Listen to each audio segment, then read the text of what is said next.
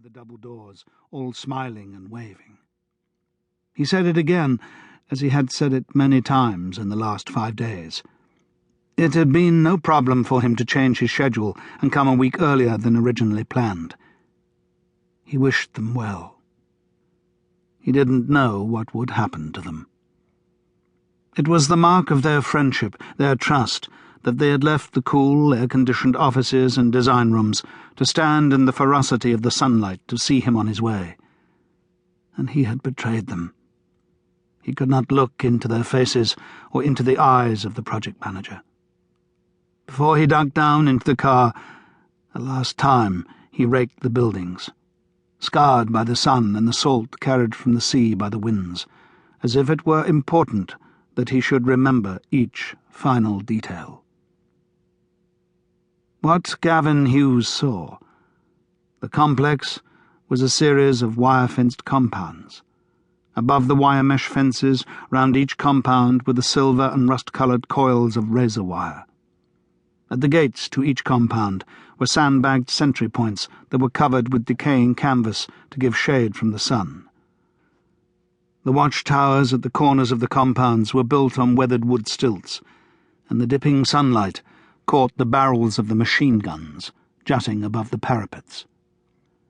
Between the compounds were 4 anti-aircraft defence positions, 2 with multiple-barrel Oerlikon guns, and 2 housing a cluster of squat ground-to-air missiles.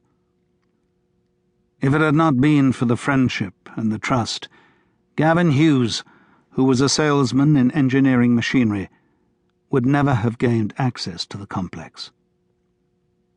He saw the entrance tunnel to the building with the buried concrete walls and bomb-proof ceiling, and that was Project 193. He saw the dun-painted building into which he had never been admitted, that housed Project 1478.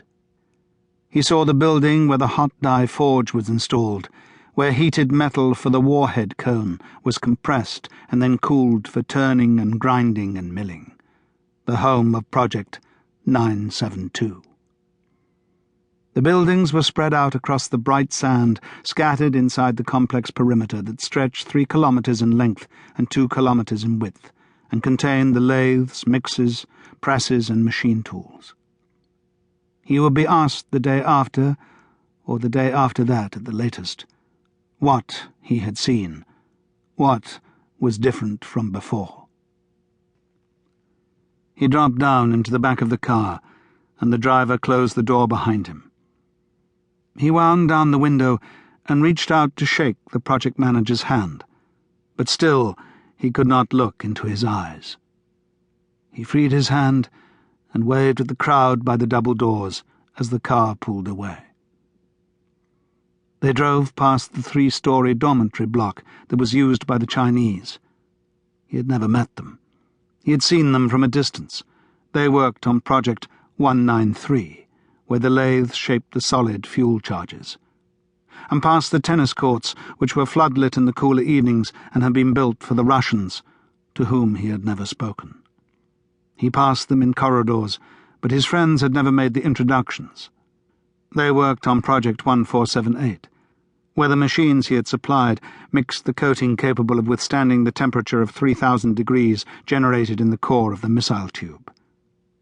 And past the volleyball courts, scraped from the coarse sand and stone by the North Koreans and played on in the half-light of dawn. The driver slowed as they approached the main gate of the complex. Gavin Hughes was sweating, and he loosened his tie. He twisted and looked through the rear window, back at the small group still standing by the main doors of the administration building, toy figures waving him on his way. 2 guards came forward. When he had first come to the complex, they had scowled and taken their time over studying his papers. Now they grinned and saluted, their automatic rifles slung casually on their shoulders. 3 visits before, he had brought one a Zippo liquid fuel lighter with a Harley-Davidson motif. On the last visit, he had brought the other a carton of Marlboro cigarettes. This would be his final visit. He would never see these men again.